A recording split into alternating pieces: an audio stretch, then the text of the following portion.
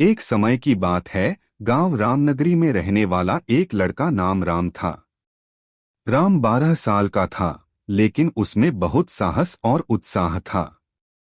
राम के पास एक पुरानी पुस्तक का संग्रह था, जिसमें विभिन्न जादूगरों की कहानियां थीं।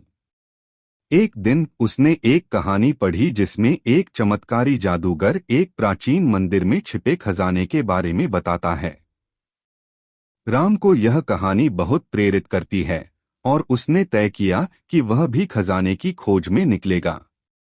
अगले दिन उसने अपने सबसे अच्छे दोस्त श्याम को अपनी यात्रा में शामिल होने के लिए आमंत्रित किया। राम और श्याम ने गांव के पास के जंगल में एक प्राचीन मंदिर की खोज की। वे अनेक जोखिमों और संघर्षों के बावजूद वहां पहुंचे। मंदिर के अंदर वे एक गहरे गड्ढे को खोजते हुए मिले, जिसमें एक बड़ा सांप छिपा हुआ था। सांप ने उन्हें धमकाकर रुकने की कोशिश की, लेकिन राम और श्याम ने उसे प्रतिरोध किया। उन्होंने गड्ढे के अंदर और बाहर की खोज जारी रखी और अंत में उन्होंने एक पुराने संदूक को खोजा जिसमें सोने के सिक्के और मणि के गहने थे। लेकिन जैसे ही राम ने संदूक को छूने की कोशिश की, संदूक ने एक जादू कार्ड की चिकित्सा की और सभी खजाने अचानक वापस ले लिए।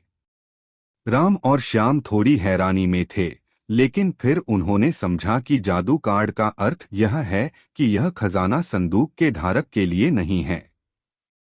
इसके बदले में उन्हें जादूगर ने सबक सिखाया कि वे सच्चाई की कीमत को समझें और अपने सपनों को पूरा करने के लिए मेहनत करें। राम और श्याम ने इस अनुभव से बहुत कुछ सीखा और वे अब अपने लक्ष्य की दिशा में पूरी तरह से समर्थ हो गए।